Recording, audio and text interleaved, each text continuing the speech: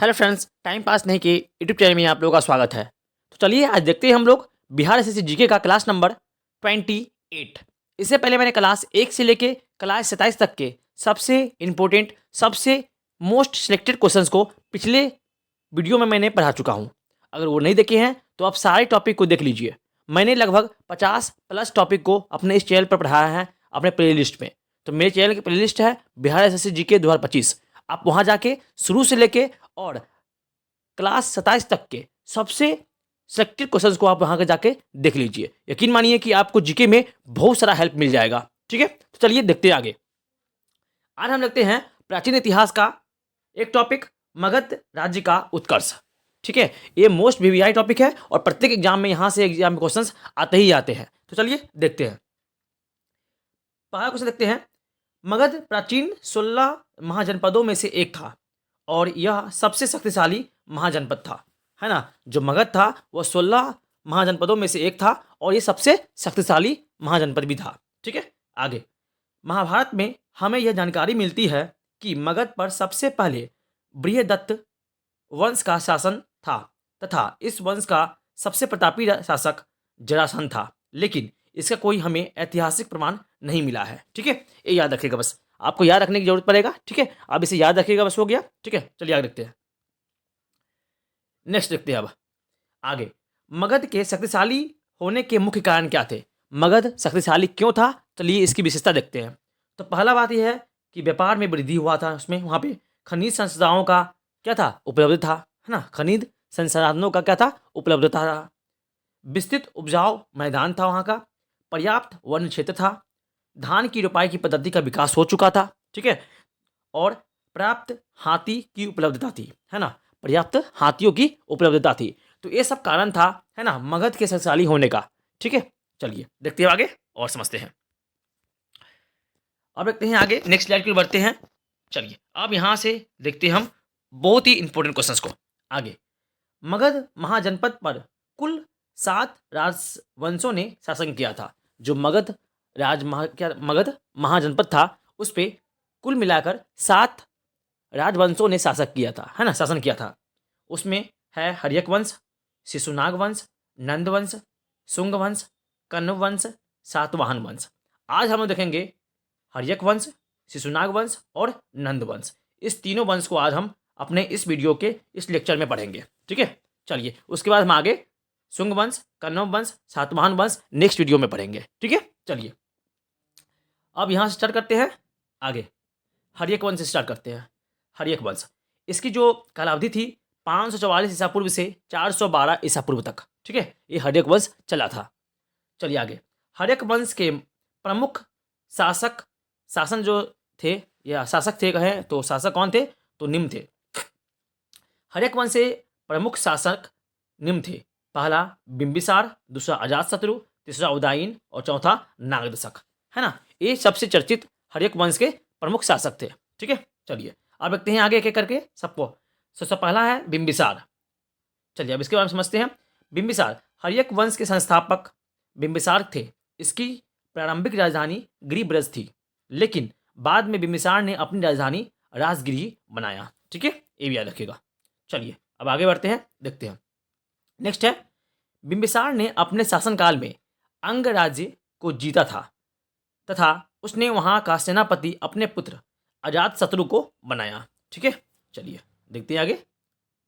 अब आगे देखते हैं क्वेश्चन यहां से।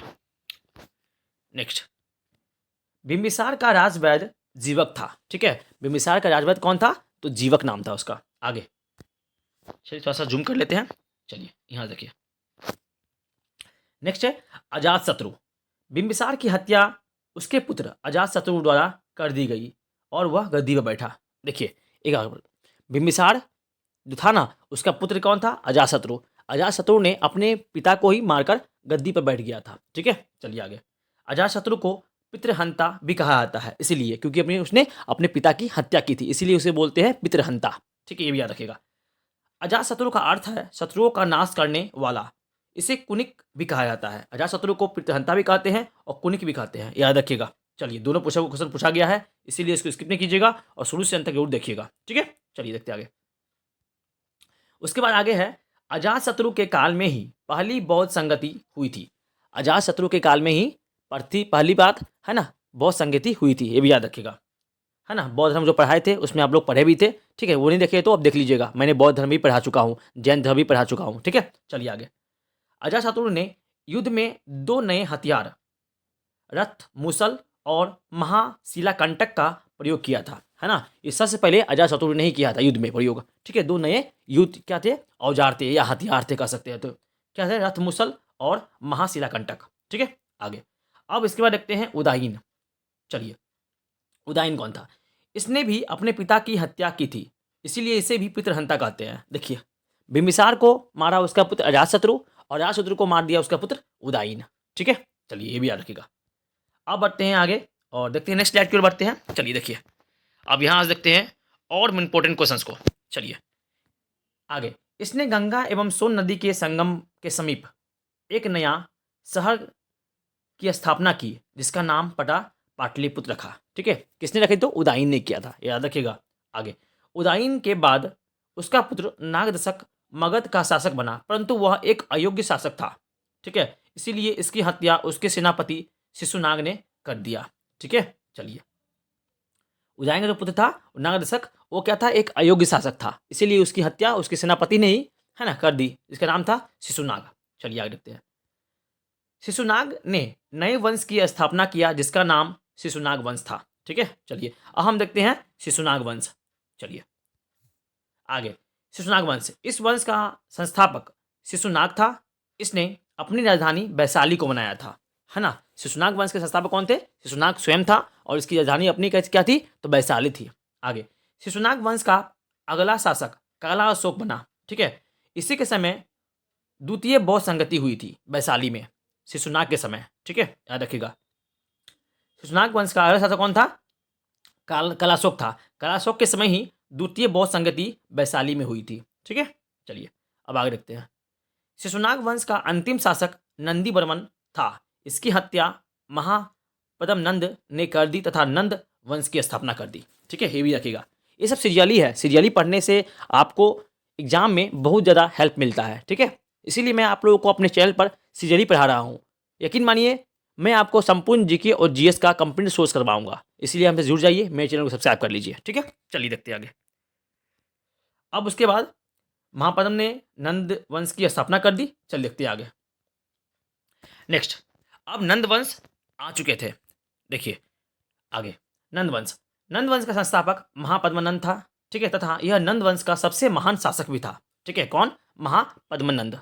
चलिए, महापद्मनंद को क्षत्रियों का नाश करने वाला की उपाधि मिली थी, है ना। किसे मिली थी? तो महापद्मनंद को क्षत्रियों का नाश करने वाला की उपाधि मिली थी, ठीक है। आगे, महापद्मनंद ने कलिंग को जीतकर एकराट की उपाधि हासिल की। यह हाथी गुम्फा अभिलेख से पता चलता है, ठीक है। महापद्मनंद ने कलिंग पर जो विजय पाया, है ना, तो उस विजय के उपलक्ष्य में एकराट की उपाधि धारण किया, और इस बात की जानकारी हाथी गुफा अभिलेख से प्राप्त होती है, ठीक है, यानी कि मालूम पड़ता है। चलिए आगे। नेक्स्ट है, महापद्मनंद के कुल 8 पुत्र थे। घनानंद भी उसका पुत्र था। घनानंद नंद वंश का अंतिम शासक था, ठीक है, ये भी याद रखिएगा। महापद्मनंद के कितने बेटे थे? तो 8 बेटे थे, और घनानंद भी उसका ही पुत्र था, और घनानंद ही नंद वंश का अंतिम शासक था, ये भी याद रखिएगा, ठीक है। चलिए अब देखते हैं घनानंद के बारे में।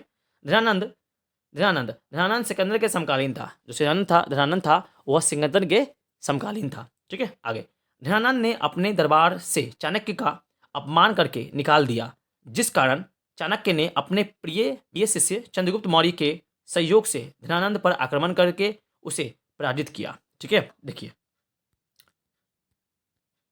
नेक्स्ट स्लाइड देखते हैं यहाँ पर, देखिए। चलिए इसके बाद यहाँ देखिए, इसके बाद मौर्य वंश का स्थापना किया, ठीक है। चलिए अब मौर्य वंश का स्थापना हो गया था, तो चलिए आज का टॉपिक यहीं समाप्त करते हैं। अगली वीडियो में हम देखेंगे मौर्य वंश को।